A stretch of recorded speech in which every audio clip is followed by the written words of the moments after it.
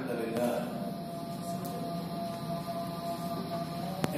لله نحمده ونستعينه ونستغفره ونعوذ بالله من شرور أنفسنا وسيئات أعمالنا من يهده الله فلا مضل له ومن يضلل فلا هادي له وأشهد أن لا إله إلا الله وحده لا شريك له وأشهد أن محمدا عبده ورسوله يا أيها الذين آمنوا اتقوا الله حق تقاته ولا تموتن إلا وأنتم مسلمون يا أيها الناس اتقوا ربكم الذي خلقكم من نفس واحدة وخلق منها زوجها وبث منهما رجالا كثيرا ونساء واتقوا الله الذي تساءلون به والأرحام إن الله كان عليكم رقيبا يا أيها الذين آمنوا اتقوا الله وقولوا قولا سديدا يصلح لكم أعمالكم ويغفر لكم ذنوبكم ومن يطع الله ورسوله فقد فاز فوزا عظيما أما بعد فإن خير الكلام كلام الله وخير الهدى هدى محمد صلى الله عليه وسلم وشر الأمور محدثاتها وكل محدثة بدعة وكل بدعة ضلالة وكل ضلالة في النار. قال الله تبارك وتعالى في كلامه المجيد وما هذه الحياة الدنيا إلا لهو ولعب وإن الدار الآخرة لهي الحيوان لو كانوا يعلمون.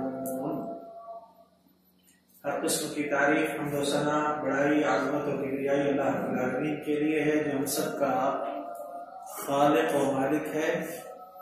اس کے خالق و مالک و مدبر ہونے میں اس کا کوئی شریک نہیں. درود و سلام کا نزول ہو تمام انبیاء کرام پر، بالخصوص ہم تمام کے نبی محمد عربی صلی اللہ علیہ وآلہ وسلم پر، جنہیں رب العالمین نے رحمت للعالمین بنا کر مبعوث فرمایا. میری آپ تماموں کی، جملہ انسانوں کی رشد و ہدایت کے لیے آپ پر اپنے مقدس کلام کو نازل فرمایا. اسی مقدس کلام سے ایک آیت کریمہ کی میں نے آپ کے سامنے تلاوت کی ہے. درست حالات کی درستگی کے لیے، بگڑے حالات کے سدھار کے لیے مسلمانوں کو کن باتوں کا لحاظ کرنا ضروری ہے. اگر ہم ان باتوں کا لحاظ کر کے جائیں، اس کی طرف دھیان دیں، توجہ کریں، تو ایسے صورت میں ماحول کی اصلاح ہوگی، سدھار ہوگا، اور امن و امان اور سکون اطمینان کی زندگی ہم پائیں گے، ہم حاصل کر سکیں گے. بہت ساری چیزیں ہیں، مختصر سے وقت میں ان تماموں کا احصاء نہیں ہو سکتا.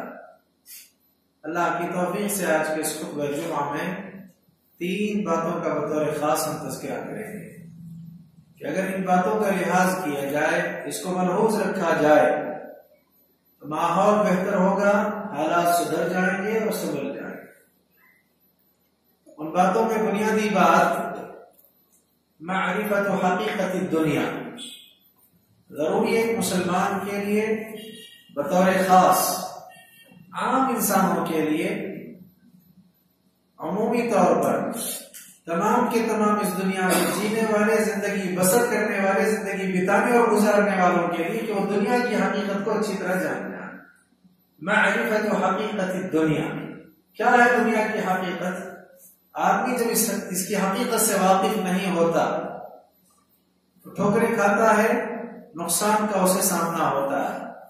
جب وہ اچھی طرح سے اس بات کو جانتا ہے کہ دنیا کی حقیقت کیا ہے تو کامیابی حاصل کرنے والوں میں سے وہ ہوتا ہے. کیا ہے دنیا کی حقیقت؟ معرفت و حقیقت الدنیا. پہلی بات اس کے سلسلے میں جو ذہن میں ہمیں رکھنی ہے وہ یہ کہ دنیا فانی ہے، اس کے مقابلے میں آخرت ہے جس کو بقا. اللہ تعالیٰ نے قرآن مجید میں اس بات کو اس طرح واضح فرمایا، بل تؤثرون الحیاة الدنیا والآخرة خیر وابقا. دنیا کی زندگی کو تم ترجیح دیتے ہو، حالانکہ آخرت بہتر ہے اور باقی رہنے والی۔ دوسری جگہ اللہ تعالی نے بیان فرمایا وَمَا هَذِهِ الْحَيَاةُ الدُّنْيَا إِلَّا لَهْوٌ وَلَعِبٌ، دنیا کی زندگی بس کھیل تماشا ہے۔ اصل زندگی کون سی ہے؟ آخرت کی زندگی اصل زندگی ہے۔ انما هذه الحیات الدنیا لعب ولهو، اور کئی جگہ اللہ تعالیٰ نے اس طرح کی جو ہے آیات بیان کی قرآن مجید میں، جس میں اس بات کو واضح کیا دنیا کی زندگی کھیل تماشا ہے، آخرت کی زندگی اور آخرت کا گھر ہی اصل زندگی ہے۔ لو كانوا يعلمون، اگر یہ لوگ جانتے ہوتے۔ تو پہلی بات یہ ہے کہ دنیا فانی ہے اور بقا آخرت کو ہے، اور آخرت کی زندگی ہمیشہ باقی رہنے والی۔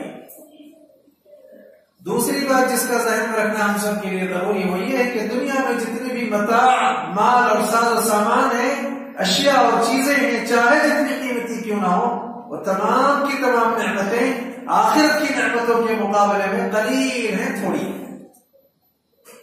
جس کے لیے انسان بھاگتا ہے، دوڑ دھوپ کرتا ہے، کوششیں کاوشیں کرتا ہے، اپنی ساری زندگی اس کو بنانے کے لیے صرف کرتا ہے، بتا دیتا ہے، آخرت کی نعمتوں کے مقابلے میں دنیا کی تمام تر چیزیں قلیل ہیں، بہت تھوڑی ہیں۔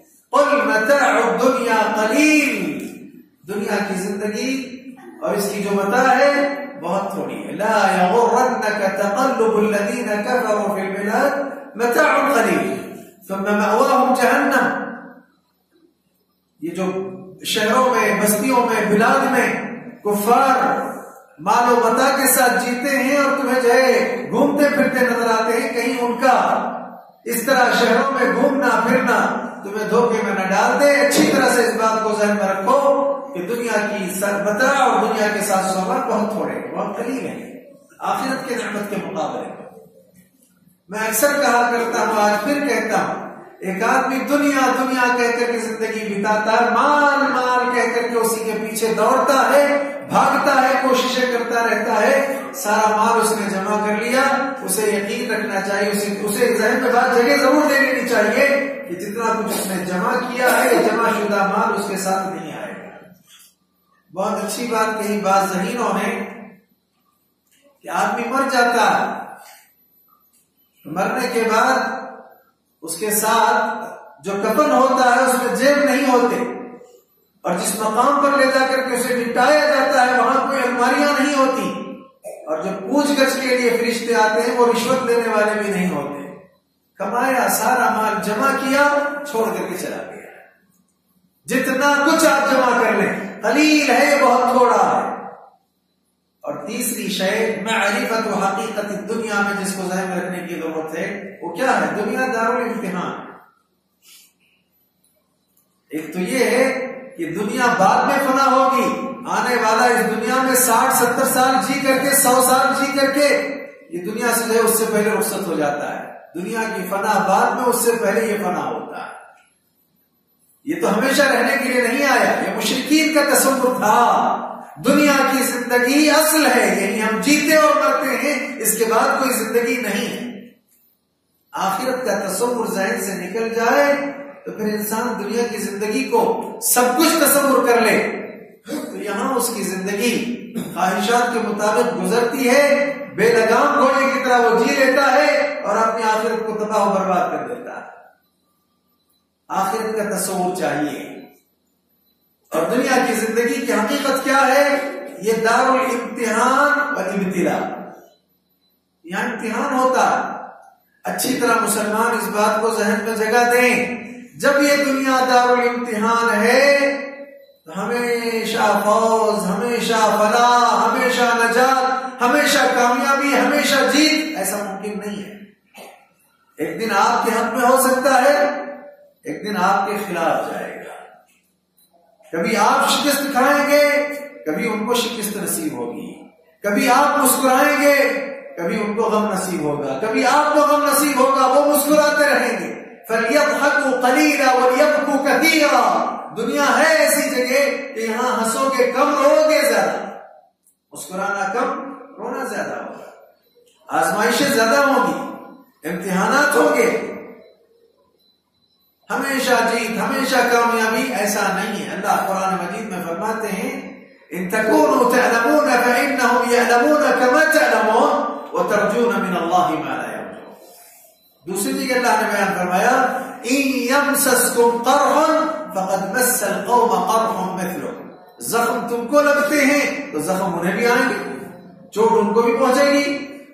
اس طرح سے دنیا ایک دارالامتحان ہے، ہمیشہ کامیابی، ہمیشہ کامرانی ایسا ممکن نہیں۔ اس دنیا میں شکست کا سامنا ہوگا۔ حق و باطل کا پہلا معرکہ ہوا، مسلمان کامیاب ہو گئے۔ حق و باطل کا دوسرا معرکہ ہوا، مسلمانوں کو شکست کا سامنا ہوا۔ کیا شکست حق پر ہونے اور ناحق پر ہونے کے لیے معیار ہے؟ نہیں۔ شکست کھانا، ہار جانا حق پر ہونے ناحق پر ہونے کے لیے معیار نہیں، اس کے پیچھے اللہ کی حکمتیں ہوتی ہیں۔ ہمیشہ مسلمان کامیاب ہو جائیں تو منافقوں کا پتہ کیسے چلے گا؟ کیسے آپ پہچانیں گے کہ آپ کی صفوں میں منافقین بھی ہیں؟ لہذا اس طرح کبھی اللہ تعالیٰ شکست دیتے ہیں، اور جو اس میں دنیا سے رخصت ہو کے اللہ تعالیٰ انہیں شہادت کے درجے کو پہنچاتے ہیں، انہیں آخرت میں مقام عطا کرتے ہیں، بچے ہوئے لوگوں کو مزید مواقع اللہ فراہم کرتے ہیں سنبھلنے اور سدھرنے۔ اس کے پیچھے حکمتیں ہوتی ہیں۔ حق پر ہونے ناحق پر ہونے کے لیے یہ معیار نہیں ہے۔ تو معرفت و حقیقت الدنیا، دنیا کی حقیقت کو اچھی طرح سے پہچان جانا۔ کیا ہے دنیا؟ نمبر 1 یہ فانی ہے، جتنے بھی ساز و سامان اور اشیاء اور چیزیں ہیں آخرت کی نعمتوں کے مقابلے میں قلیل ہیں۔ اور تیسری بات یہ کہ دنیا دارالامتحان ہے، یہاں امتحان ہوتا ہے، ایک دن ہمارے حق میں تو ایک دن کسی اور کے حق میں جائے گا۔ اسی لیے اللہ کے نبی صلی اللہ علیہ وسلم نے بیان فرمایا، ابو قتادہ رضی اللہ تعالی عنہ حدیث کے راوی اور صحیح بخاری میں روایت موجود ہے، ایک جنازہ اللہ کے نبی صلی اللہ علیہ وسلم کے پاس سے گزرا، اس کو دیکھ کر آپ علیہ السلام نے فرمایا یہ مستریح اور مستراح من ہے۔ صحابہ کو پریشانی لاحق ہوئی، اللہ کے نبی سے صحابہ نے پوچھا بل مستریح والمستراح منه یا رسول اللہ، اے اللہ کے رسول یہ مستریح کون ہوتا ہے اور مستراح منه کون ہوتا ہے؟ آپ صلی اللہ علیہ وسلم نے اس کی وضاحت کرتے ہوئے فرمایا مستریح اور مستراح من کون ہے؟ ایمان والا بندہ، صاحب ایمان، اس دنیا میں جیتا ہے، مشقتوں میں تکلیفوں میں رہتا ہے، اور جب وہ مر جاتا ہے اس دنیا سے رخصت ہو جاتا ہے، مستریح من نصب الدنیا وأذاها الى رحمت اللہ، اللہ کی رحمت میں پہنچا، راحت مل گئی، سکون اور اطمینان نصیب ہو گیا، دنیا کی مشقتوں سے نجات مل گئی، اسے تکلیفوں سے نجات مل گئی، چھٹکارا نصیب ہوا۔ یہ اصل میں مستریح ہے۔ مستراح من کون ہے؟ فاجر ہے، فاسق ہے، گنہگار ہے، کافر ہے، دنیا میں جیتا ہے، دوسروں کو تکلیفیں پہنچاتا ہے، بلاد کو، عباد کو، شجر کو، دواب کو اس سے تکلیفیں ہوتی ہیں، جب وہ مر جاتا ہے تمام کے تمام اس کے مرنے سے راحت حاصل کرتے ہیں، سکون پاتے ہیں۔ یستریح منہ العباد والبلاد والشجر والدواب، یہ تمام کے تمام راحت پاتے ہیں۔ یہ اصل ہے دنیا کی حقیقت کہ یہاں مشقتوں کا سامنا ہے، یہاں تکلیفیں ہیں۔ ضرورت اس بات کی ہے کہ ہم دنیا کو اچھی طرح سے سمجھ جائیں۔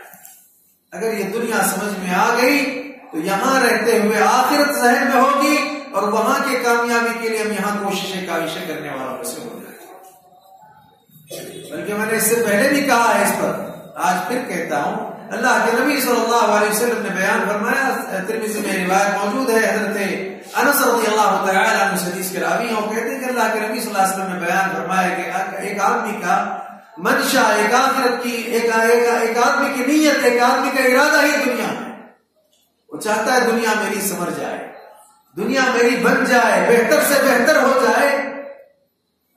پھر ایسی صورت میں اللہ تعالیٰ کیا کرتے ہیں؟ اس کے دونوں آنکھوں کے سامنے فقر و فاقہ لا دیتے ہیں، مسائل کو پھیلا دیتے ہیں، اور دنیا بھی اللہ تعالیٰ صرف اتنی عطا کرتے ہیں جتنے اللہ تعالیٰ چاہتے ہیں۔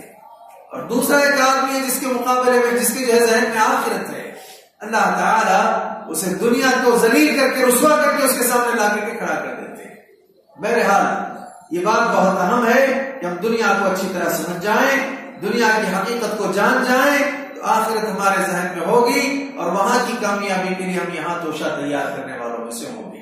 اس کی وضاحت اس سے پہلے بھی ہوگی، لیکن آج کے اس خطبہ جمعہ میں مزید جو دوسری اہم بات میں آپ لوگوں کے سامنے لا رہا ہوں وہ یہ ہے کہ کامیابی اگر ہم چاہتے ہیں، ماحول جو بگڑا ہے اسے ہم بنانا چاہتے ہیں، سدھارنا چاہتے ہیں، آراستہ کرنا چاہتے ہیں، تو کیا کرنا؟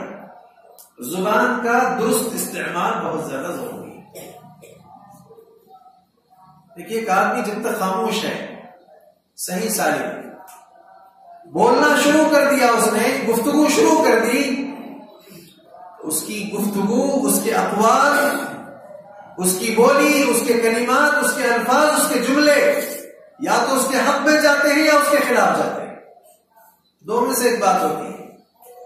اسی لیے کہا گیا کہ آدمی کو زیادہ گفتگو کرنے سے اجتناب کرنا چاہیے. بہت بولتا ہے، بہت گفتگو کرتا ہے تو ہوتا کیا ہے؟ کبھی تو ایسا ہوتا ہے کہ جو بہت سارے عیوب اس کے اپنے ہیں، زیادہ گفتگو کی وجہ سے وہ عیوب ظاہر ہو جاتے ہیں. پتہ چلتا ہے کہ آدمی کتنا عیب دار ہے، اس میں کتنی خامیاں ہیں، کتنی خرابیاں ہیں، کتنی خوبیاں ہیں. تو عیبوں کا پتہ، عیبوں کا اظہار اس وقت ہوتا ہے جب آدمی جو بہت زیادہ گفتگو کرنا شروع کرتے ہیں. اور کبھی کبھی ایسا بھی ہوتا ہے زیادہ گفتگو وہ جو ساکت اور خاموش بیٹھا ہوا دشمن ہے اس کو حرکت میں لانے کا سبب ہو جاتی ہے. آپ کا دشمن حرکت میں آ گیا، آپ کا دشمن متحرک ہو گیا، اور حرکت میں لانے والی چیز آپ کی زبان. زبان کا درست استعمال بہت زیادہ ضروری ہے. ہمارے ہاں جو معاملات میں بگاڑ ہے، اس بگاڑ کا جو اصل سبب ہے وہ ہے کثرت سے گفتگو. اور گفتگو میں بھی جو آداب ہیں، جو لحاظ کرنا ہے جن باتوں کا، ہم اس کا جو آداب کا لحاظ نہیں کرتے، جس کے سبب مسائل بگڑ جاتے ہیں، یعنی معاملات میں بھی خرابی آ جاتی ہے اور پھر فساد پیدا ہو جاتا ہے، بہت ساری خامیاں پیدا ہو جاتی ہیں. اسی لیے بعض اہل علم نے یہ بات کہی کہ ایک آدمی اگر گفتگو کرتا ہے، بھلی باتوں میں، اچھی باتوں میں گفتگو کرنا، جہاں اس کا کلام کرنا سونا ہے، ذہب ہے، کبھی بعض مواقع ایسے بھی آتے ہیں کہ اس کے لیے خاموشی فضہ کی حیثیت رکھتی ہے. وہاں خاموش رہنا ہی اس کے لیے بہتر ہوتا ہے. اللہ کے نبی صلی اللہ علیہ وسلم کا بڑا پیارا فرمان ہے، من کان یؤمن باللہ والیوم الآخر فلیقل خیرا او لیصمت.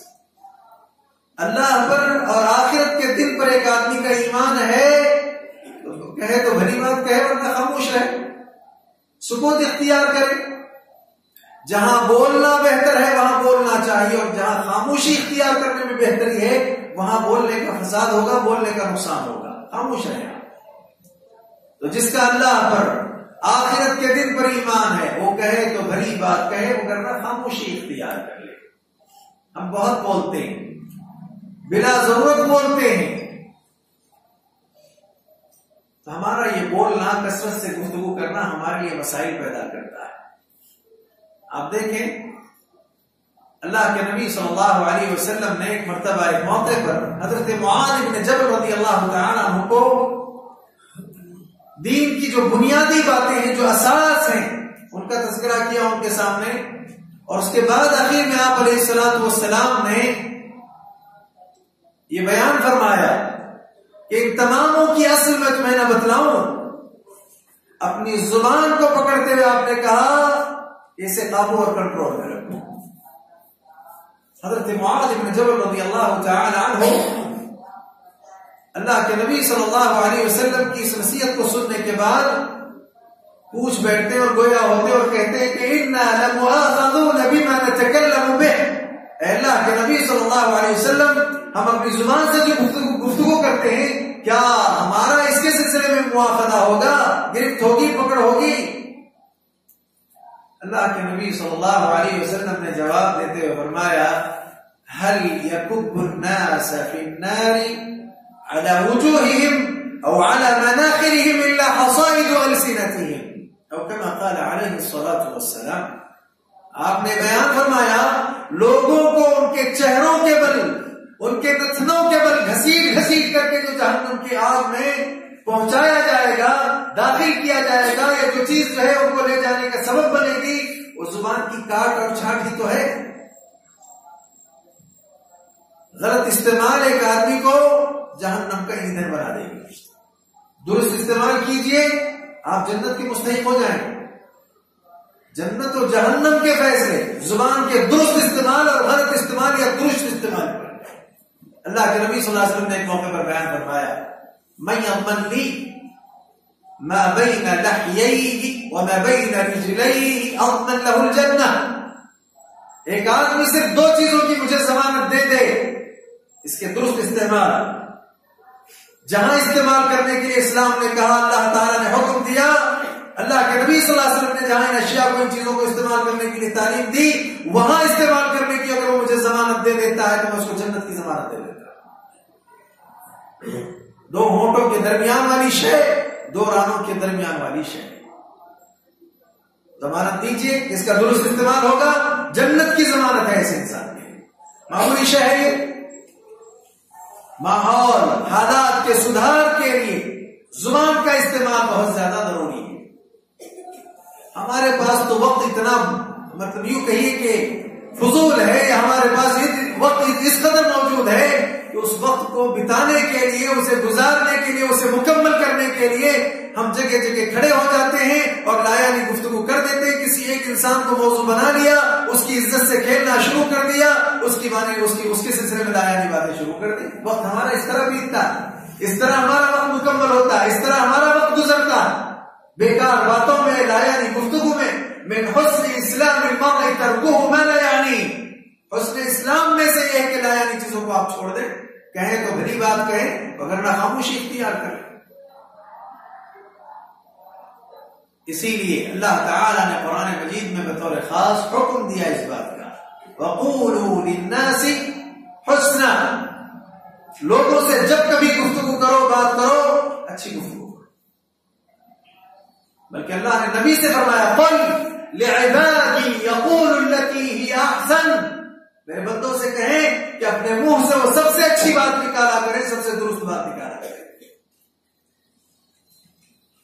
اہل کتاب سے بھی اگر آپ کو مباحثے کی ضرورت پڑے، کتاب ان کے پاس بھی موجود ہے، آپ کے پاس بھی ہے. جن کے پاس کتاب ہی نہ ہو، بہت ممکن ہے کہ ان کے پاس سلیقہ نہ ہو گفتگو کا. جن کے پاس کتاب موجود ہے، کتاب نے انہیں سلیقہ دیا، طریقہ دیا، آداب دیے، اصول دیے، ضوابط دیے. گفتگو کی یہ آداب ہے، یہ سلیقہ، یہ طریقہ. اہل کتاب سے بھی اگر تمہاری جو ہے گفتگو ہو، مباحثے کی ضرورت اور نوبت آ جائے تو ہمیں تعلیم دی گئی بطور خاص وَلَا تُجَادِلُوا أَهْلَ الْكِتَابِ إِلَّا بِالَّتِي هِيَ أَحْسَنُ. بحث و مباحثے کے لیے جو سب سے اچھا طریقہ، وہی طریقہ اپنایا جائے، سب سے بہترین اسلوب میں ان سے گفتگو کی جائے. ہم چاہتے ہیں نجات مل جائے، ہم چاہتے ہیں کامیابی مل جائے، ہم کامرانی سے ہمکنار ہوں. صحابی نے بھی اللہ کے نبی صلی اللہ علیہ وسلم سے یہی پوچھا کہ اللہ کے نبی نجات ہے کس میں، کامیابی کس میں ہے؟ اللہ کے نبی نے 3 اہم باتیں ان کے سامنے بیان کی. ان میں سب سے پہلی بات جو اللہ کے نبی صلی اللہ علیہ وسلم نے ان کے سامنے پیش کی وہ ہے امسک علیک لسانک. اپنی زبان کو قابو میں رکھو، کنٹرول میں رکھو. بولنا ہو تو بولنے سے پہلے جو کچھ کہا جا رہا ہو اس سلسلے میں سوچا جائے کہ یہ بات کتنی وزندار ہے، یہ بات جو میں کہنے جا رہا ہوں اس کے نتائج کیا نکلیں گے. بلکہ آداب دیکھیے کتنے پیارے ہیں.